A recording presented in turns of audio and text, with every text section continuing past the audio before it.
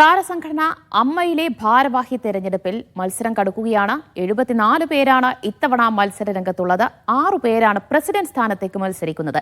ജഗദീഷ്, ശ്വേത മേനോൻ, രവീന്ദ്രൻ, ദേവൻ, ജയൻ ചേർത്തല, അനൂപ് ചന്ദ്രൻ എന്നിവരാണ് മത്സര രംഗത്തുള്ളവർ. വരുന്ന 30-ന് സ്ഥാനാർത്ഥി പട്ടികയിൽ അന്തിമ തീരുമാനമുണ്ടാകും. നിധിൻ സേവ്യർ വിവരങ്ങൾ നൽകും. Nidhin, good morning. അങ്ങനെ പത്രിക നൽകാനുള്ള ഒരു സമയമൊക്കെ കഴിഞ്ഞിരിക്കുകയാണ്. അപ്പോൾ പ്രസിഡന്റ് സ്ഥാനത്തേക്കടക്കം ആരൊക്കെയാണ് മത്സര രംഗത്തുള്ളത്? മോഹൻലാൽ പിന്മാറിയതോടുകൂടിയാണോ അതിശക്തമായ ഒരു മത്സരം അമ്മയിൽ നടക്കാൻ പോകുന്നത്?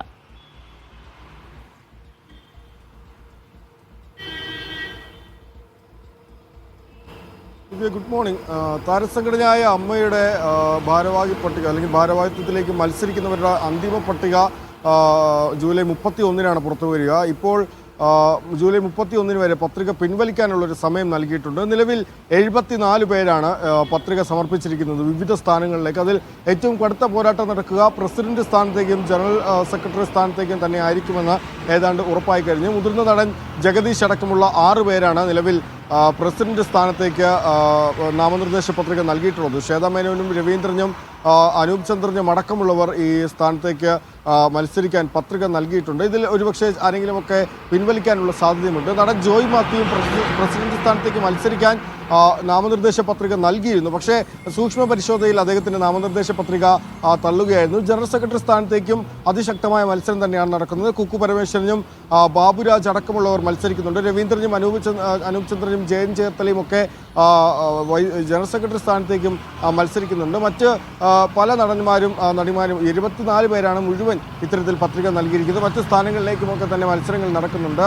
ഇത്തവണ മോഹൻലാൽ ഇല്ലാത്തൊരു അമ്മയുടെ ഭാരവാഹിത്വമായിരിക്കും ഇത്തവണ നിലവിൽ വരിക. താരസംഘടനയുടെ തലപ്പത്തേക്ക് താനില്ല എന്ന് മോഹൻലാൽ പറഞ്ഞിരുന്നു. നേരത്തെ നമുക്കറിയാം ഹേമ കമ്മിറ്റി റിപ്പോർട്ടുമായി ബന്ധപ്പെട്ട വിവാദങ്ങൾ, അതിൽ അമ്മ സംഘടന അപ്പാടെ തന്നെ രാജിവെച്ച് പുറത്തു പോകേണ്ട ഒരു സാഹചര്യം ഉണ്ടാകുന്നു. പിന്നീട് കഴിഞ്ഞ 1.5 വർഷമായിട്ട് ഈ മോഹൻലാലിൻ്റെ നേതൃത്വത്തിലുള്ള ഒരു അഡ്ഹോക് കമ്മിറ്റി ആയിരുന്നു ഇത്തരത്തിൽ ഈ അമ്മയുടെ പ്രവർത്തനങ്ങളെല്ലാം നിയന്ത്രിച്ചിരുന്നത്. അതിനുശേഷമാണ് ഓഗസ്റ്റ് 15-ന് ഇത്തരത്തിലൊരു ഇലക്ഷൻ നടക്കുക. പുതിയ ഭാരവാഹികൾ ഓഗസ്റ്റ് 15-ന് തിരഞ്ഞെടുക്കപ്പെടും. ഏതായാലും കഴിഞ്ഞ ദിവസമൊക്കെ ഈ നടന്മാർ ഇതുമായി ബന്ധപ്പെട്ട് പ്രതികരിച്ചിരുന്നു. അതിൽ പ്രധാനമായും ഈ താരസംഘടനയ്ക്കുള്ളിൽ തന്നെ ഇപ്പോഴുമുള്ളൊരു അഭിപ്രായ വ്യത്യാസം, അത് ആരോപണ വിധേയർ മത്സര രംഗത്ത് നിന്ന് മാറി നിൽക്കണമെന്നാണ്.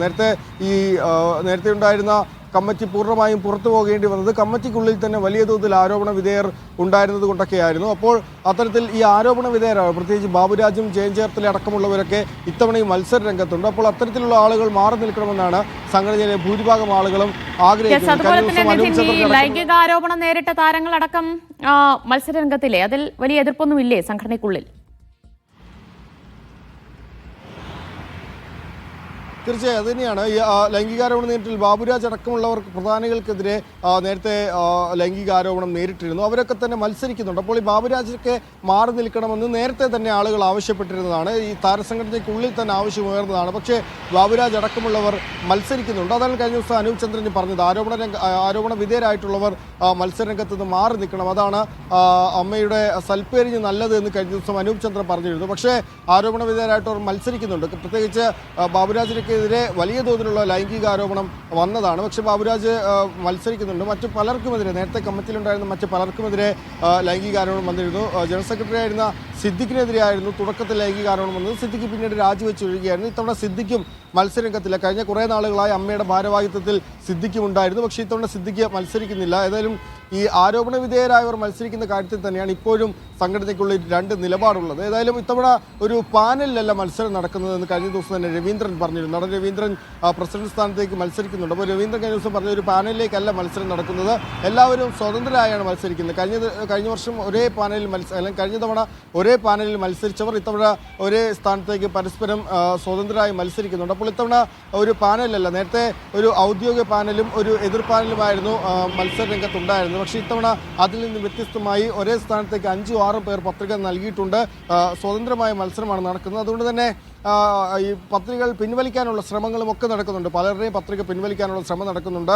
ശ്വേതാ മേനോൻ പ്രസിഡന്റ് സ്ഥാനത്തേക്ക് പത്രിക നൽകിയിരിക്കുന്നതിനാൽ തന്നെ ഒരു വനിതാ പ്രസിഡന്റ് താരസംഘടനയ്ക്ക് ആദ്യമായി ഉണ്ടാകാനുള്ളൊരു സാധ്യതയും ഒക്കെ നിലനിൽക്കുന്നുണ്ട്. ഏതായാലും ജൂലൈ 31 വരെയാണ് പത്രിക പിൻവലിക്കാനുള്ള സമയം നൽകിയിരിക്കുന്നത്. ഇതിനകം ആരെങ്കിലുമൊക്കെ പിൻവലിക്കാനുള്ളൊരു സാധ്യതയും കാണുന്നുണ്ട്. ജോയ് മാത്യു അടക്കമുള്ളവർ വലിയ തോതിൽ ആളുകളെ ക്യാൻവാസ് ചെയ്യാൻ, താരങ്ങളെ ക്യാൻവാസ് ചെയ്യാനുള്ള ശ്രമം നടത്തുന്നുണ്ടെന്നാണ് നമുക്ക് മനസ്സിലാക്കുന്നത്. ജോയ് മാത്യു പ്രസിഡന്റ് സ്ഥാനത്തേക്കും മത്സരിക്കാൻ ആഗ്രഹിച്ചിരുന്നു എന്നാണ് പറഞ്ഞത്. പക്ഷേ അവസാന നിമിഷം അദ്ദേഹത്തിൻ്റെ പത്രിക തള്ളുകയായിരുന്നു. ഏതായാലും ഒരേ താരങ്ങൾ തന്നെ പല സ്ഥാനങ്ങളിലേക്ക് മത്സരിക്കാൻ പത്രിക നൽകിയിട്ടുണ്ട്. പക്ഷേ ചിലപ്പോൾ അതിലേതെങ്കിലുമൊക്കെ ഒരു പത്രിക പിൻവലിക്കാനുള്ള സാധ്യതയുമുണ്ട്. കഴിഞ്ഞ ദിവസം ഈ ആരോപണ വിധേയർ മത്സരിക്കുന്നതുമായി ബന്ധപ്പെട്ട ചോദ്യത്തിന് സരയു പറഞ്ഞ മറുപടി അത് ഞങ്ങൾ കോടതിയല്ലല്ലോ എന്നാണ്. അല്ലെങ്കിൽ രാഷ്ട്രീയത്തിൽ ആരോപണ വിധേയർ, രാഷ്ട്രീയക്കാർ ആരോപണ വിധേയരായിട്ടുണ്ടല്ലോ, അവർ രാഷ്ട്രീയത്തിൽ മത്സര രംഗത്തുണ്ടല്ലോ, അപ്പോൾ പിന്നെ ഞങ്ങൾക്ക് മത്സരിച്ചാൽ എന്താണ് എന്നാണ് കഴിഞ്ഞ ദിവസം സരയു ചോദിച്ചത്.